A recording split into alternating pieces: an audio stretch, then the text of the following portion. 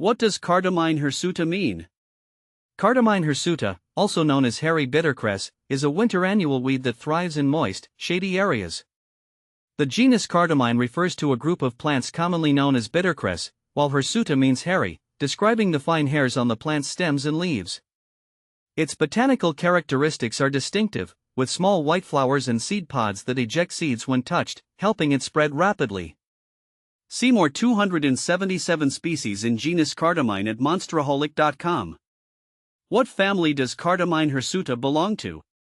Cardamine hirsuta belongs to the Brassicaceae family, also known as the mustard family.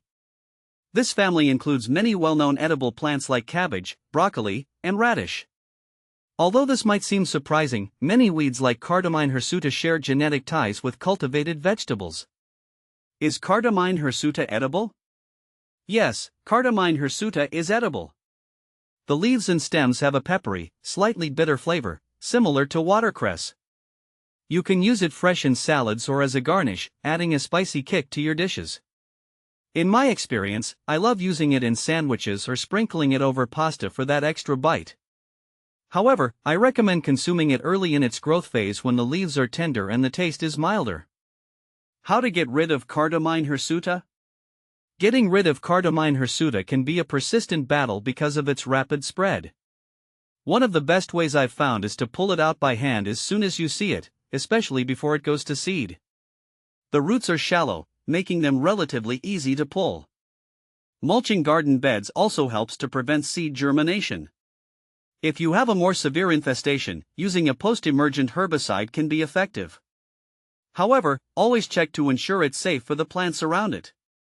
Is Cardamine hirsuta a noxious weed in Washington? In Washington, Cardamine hirsuta is not classified as a noxious weed.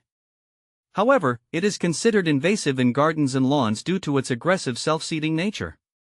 While it may not cause severe ecological damage, it can quickly overrun a garden or lawn, competing with desired plants for nutrients and space. Cardamine hirsuta versus oligosperma, what's the difference?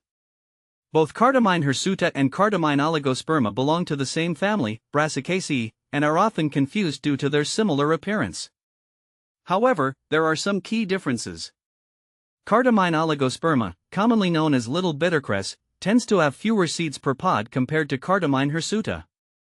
In my observation, oligosperma seems to prefer wetter environments and is slightly less aggressive than hirsuta. Still, both can be nuisances in a garden setting, spreading rapidly if left unchecked. How to care for Cardamine hirsuta? Interestingly, while most gardeners view Cardamine hirsuta as a weed, there are those who cultivate it for its edible qualities. If you're among that group, care for Cardamine hirsuta by ensuring it gets partial shade and consistent moisture. It thrives in cooler weather, so it's best grown in spring or fall.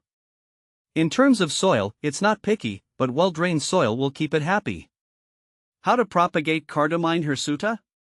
Propagating Cardamine hirsuta happens naturally, almost without effort.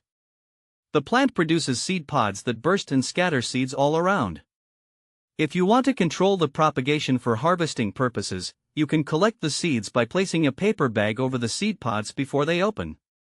Plant these seeds in a cool, shaded area, and they will germinate quickly. From my experience, it's easier to let them self-seed in the garden if you're looking to grow it intentionally for its edible properties. Can you grow Cardamine hirsuta indoors? Yes, you can grow Cardamine hirsuta indoors, although it's not very common. You'd need to provide it with a cool, partially shaded environment, similar to the conditions it prefers outdoors.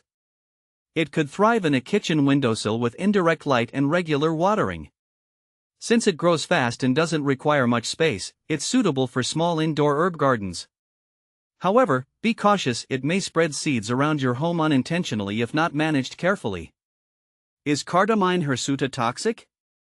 Cardamine hirsuta is not toxic to humans or animals. In fact, it's quite the opposite, being edible and safe to consume. However, I would avoid feeding it to pets in large quantities, as too much of anything unfamiliar might upset their digestive systems.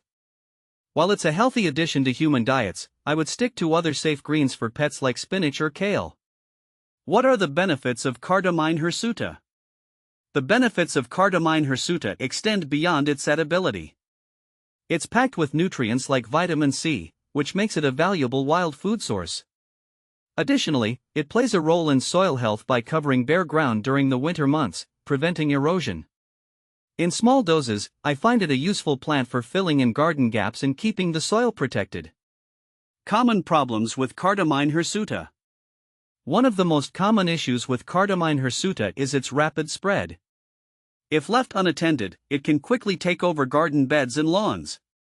In my experience, controlling it early is essential. Once it goes to seed, you'll have a much harder time keeping it in check.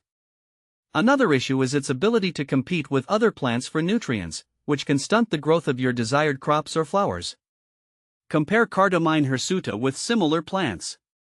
When comparing Cardamine hirsuta with other similar plants, its closest relative is Cardamine oligosperma, as mentioned earlier. Both are aggressive, self-seeding weeds. Another similar species is Cardamine concatenata, or cutleaf toothwort, which has a similar peppery flavor and appearance but is much less invasive. From my experience, it's important to know the subtle differences between these species, especially when deciding which plants to pull and which to let thrive. In conclusion, while Cardamine hirsuta may be considered a weed by most gardeners, it has its edible benefits and ecological roles. However, managing its spread is crucial if you want to maintain balance in your garden.